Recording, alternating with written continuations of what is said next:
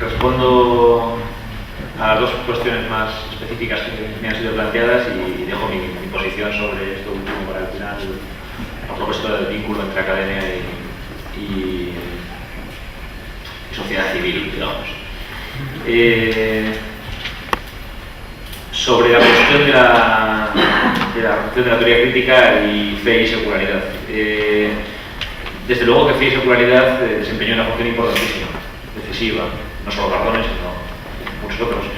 Y es conocido el impacto efectivamente de ese seminario y de otras actividades que fueron realizadas que van más allá de la propia vida editorial de los autores en cuestión. Lo que ocurre es que todo ello se da en un contexto en el que se da por supuesta la devaluación de la famosa primera generación y se hace una división también en etapas. Lo que se reivindica en gran medida por parte de un Mardones, por ejemplo, es una cierta deriva del pensamiento de Horkheim. Entonces se hacen las famosas etapas, ¿no? En primer lugar, una vinculación con la crítica de la economía política, que poco a poco va sociologizándose para terminar convertida en una teoría de la utopía, o mejor dicho, una teoría negativa de la política. La política como algo que no puede venderse desde el punto de vista positivo, no hay programa, imposibilidad de la praxis organizada, fracaso del movimiento obrero, etc.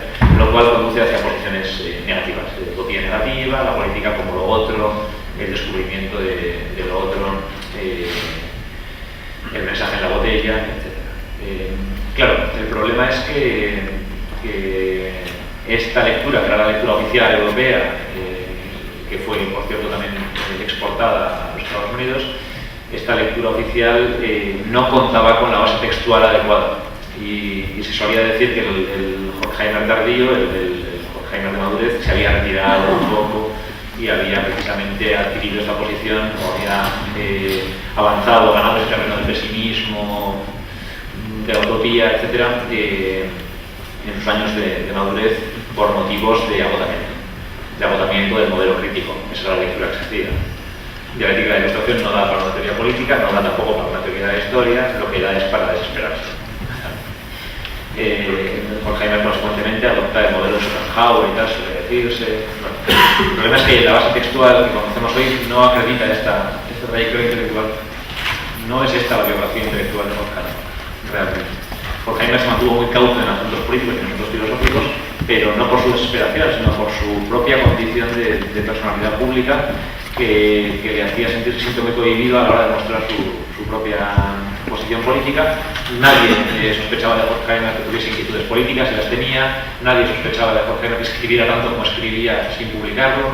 Se pensaba que era una etapa poco productiva, sin embargo fue muy productiva, hiperproductiva, muy prolífica. Y en general estamos descubriendo ya a partir de la edición de Obras Completas que la biografía intelectual de Horkheimer ha de ser reformulada. Tanto si lo vemos desde el punto de vista sacristán, de la crítica de esta gente como los profesionales americanos conformistas, como desde el punto de vista de la secularidad, con el tránsito de la crítica de la economía política hacia la utopía y un pensamiento más filoteológico. Luego, importancia de ambos, reconocer la importancia de la secularidad, por supuesto, y sin embargo cuestionar este aspecto. En segundo lugar, y ya por último termino con esta pregunta, ¿dónde hubo una recepción de la teoría crítica que no fuera pobre? Claro, es una pregunta excelente. Quizás la palabra pobre, el adjetivo pobre, sea excesivo. Por supuesto que hubo cosas buenas, tanto en Francia como en Alemania, como incluso en España. Y en Italia. En Italia también, sí. En Italia podríamos no haberlo tenido. Yo creo que en Italia fue menos pobre que eso. Sí, probablemente. Probablemente. Sí, pero luego llegó a Agamben y asustó. Entonces, el problema no es tanto dónde, sino cómo la enorme potencia del grupo de Habermas y de la lectura oficial de las generaciones, primera, segunda y tercera, fue desplazando toda posible alternativa interpretativa. Concretamente, al mismo tiempo que tenía lugar en Frankfurt la conferencia Adorno del 83, donde se establece el cambio de paradigma, definitivamente, ya con el texto de la reacción comunicativa delante, ya, bueno, se fijan las posiciones. teoría crítica de la primera generación solo conduce al callejón hacia golpearse contra la pared. Habermas es la solución, podemos avanzar si se puede, digamos, ¿no? Si se puede y claro, al mismo tiempo se celebra en Hamburgo una contraconferencia sobre Adorno, donde algunos de los discípulos de Adorno más conocidos en Frankfurt, pero desconocidos fuera de Frankfurt, van tomando sus propias posiciones y ganando otros terrenos para la reflexión.